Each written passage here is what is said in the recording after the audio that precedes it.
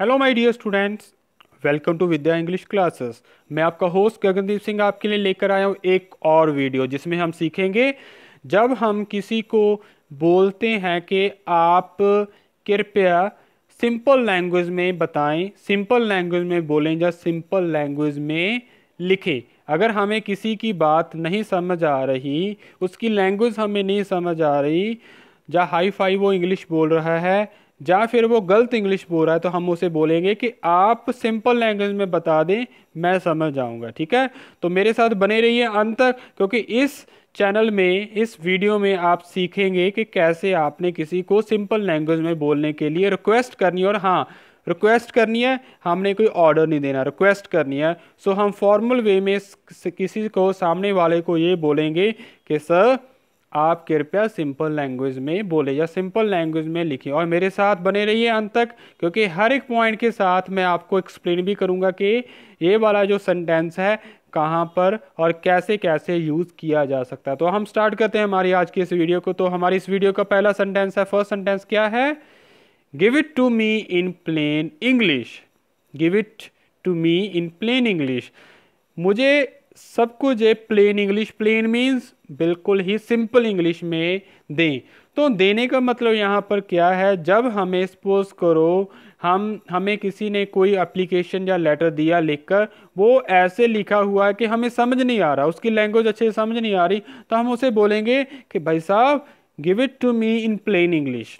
Means मुझे ये simple plain English में लिख कर दें। ठीक है, बात आई समझ में? जैसे मैं आपको एग्जांपल देता हूं, the letter you gave me was not understood by me, so please give it to me in plain English. उसके बाद what does that mean in plain English?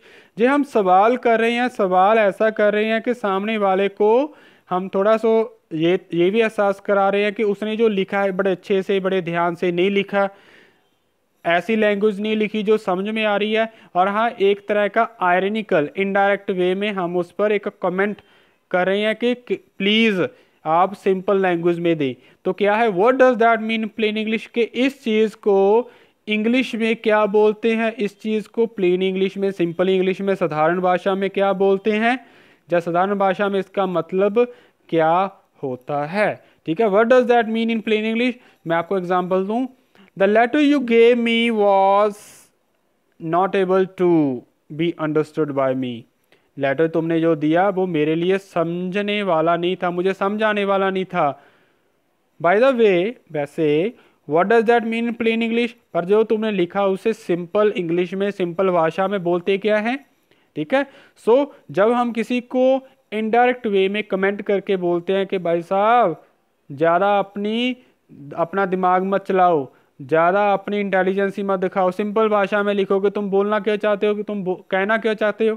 ठीक है, तो हम बोलेंगे ये। और हाँ, मैं आपको सिंपल एक और बात बता दूँ, ये इंग्लिश का मतलब ये नहीं है कि इंग्लिश ही लिखना है आपने। आप अपनी कोई भी भाषा बोल सकते हैं, यहाँ पर कोई भी भाषा लिख सकते हैं।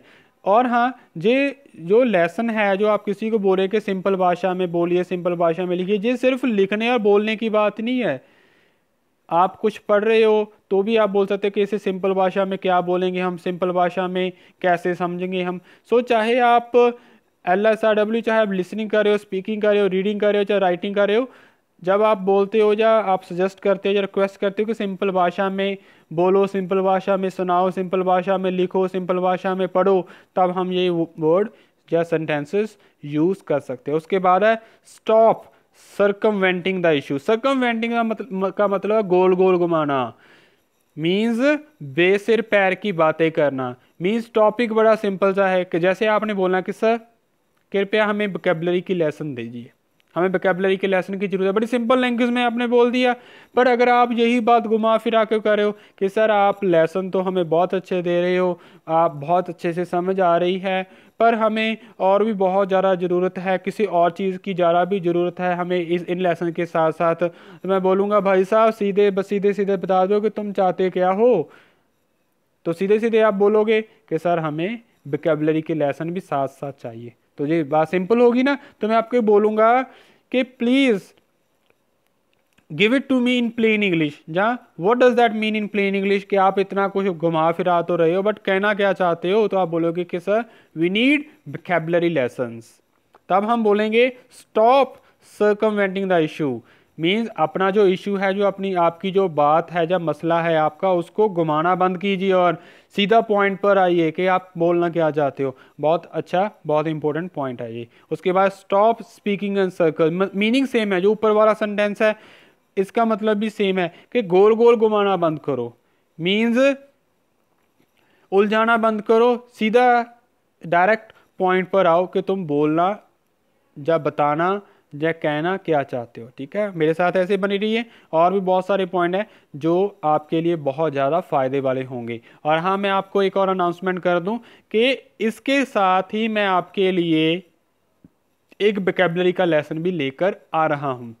और हाँ, मैं आपको बता दूं वो वाले वोकैबुलरी के लेसन, जैसे कुछ स्टूडेंट्स हमारे पंजाब के हैं, उनकी रिक्वेस्ट थी, उनकी सजेशन भी थी कि आप हमें पंजाबी में भी टीच करिए। तो जो हमारे नेक्स्ट लेसन होंगे, वोकैबुलरी का लेसन होगा, वो मैं आपके साथ पंजाबी में भी डिस्कस करूंगा मैं। तो मेरे साथ ऐसे ही बने रहे। आपकी जो फीडबैक मिल रही है, thank you so much for that feedback. और हाँ, और ज़्यादा फीडबैक चाहिए आपकी, और ज़्यादा जो आप चैनल को जो शेयर करें, लाइक करें, उनकी स्पीड थोड़ा सा और बढ़ाएं। और हाँ, वीडियो देखने के बाद इसे लाइक करना बिल्कुल भी नहीं भूलना और कमेंट करना भी नहीं भूलना। और चैनल को जिन्होंने सब्सक्राइब किया है उस चैनल को और ज़्यादा सब्सक्राइब करें, जिन्होंने नहीं किया अभी तक चैनल को, वो अभी सब्सक्राइब करें और अपने सभी दोस्तों, मित्रों, रिश्तेदारों के साथ इस चैनल को शेयर करें। तो हमारा नेक्स्ट वर्ड है put your cards on the table. Put on cards on the table का मतलब होता है कि अपनी बात रखो, अपनी बात समझाओ। आप बोलेंगे कि यहाँ तो कार्ड्स रखने की बात हो रही है, टेबल पर नहीं। मैं आपको बता दूं ये एक तरह का ईडियम है। Put your cards on the table का मतलब होता है कि आप मुझे ये बताइए कि आप बोलने क्या चाहते हो, मीन्स शो करें। जैसे हम जब जो ताश खेलते हैं, हम कार्ड्स खेलते हैं, तो हम उसमें बोलते हैं शो करिए। तो शो करने का मतलब डायरेक्टली शो करना है कि ये वाली चीज़ है। So put your cards on the table means अपनी बात सिंपल लैंग्वेज में हमारे सामने रखिए। उसके बाद जो हमारा नेक्स्ट सेंटेंस है don't beat around the bush. Don't beat around the bush एक ईडियम है जिसका मतलब होता है बेसिर पैर की बातें करना, इधर उधर की बातें करना, पॉइंट पर ना आना। तो हम जब किसी को बोलेंगे कि इधर उधर की बातें मत करो, बेसिर पैर की बातें मत करो, डायरेक्टली बताओ कि तुम बोलना क्या चाहते हो, तो हम बोलेंगे don't beat around the bush. Don't beat around the Bush.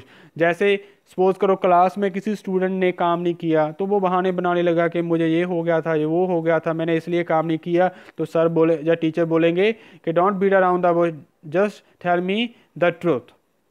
सच्चाई बताओ, इधर उधर की बातें मत करो, सीधी सीधी बात बताओ कि तुमने काम क्यों नहीं किया। उसके बाद जो हमारा नेक्स्ट पॉइंट है वो क्या है, हमारा नेक्स्ट पॉइंट यहीं पर ही खत्म होता है। और हाँ, अगर आपको नेक्स्ट पॉइंट्स लेने हैं, नेक्स्ट पॉइंट्स अगर आपने लेने हैं, तो आपको क्या करना पड़ेगा, जो हमारा लेसन 10th है, नेक्स्ट लेसन है, उसकी वेट करनी पड़ेगी, क्योंकि उसमें मैंने आपके लिए और ज़्यादा पॉइंट्स लिखे हुए हैं। और हाँ, जैसे ही मैंने अभी अभी अनाउंसमेंट की है कि मैं आपके लिए एक वोकैबुलरी का लेसन भी लेकर आ रहा हूँ। आज ही आपके लिए वोकैबुलरी का लेसन होगा, वो मैं पंजाबी में आपके साथ डिस्कस करूँगा।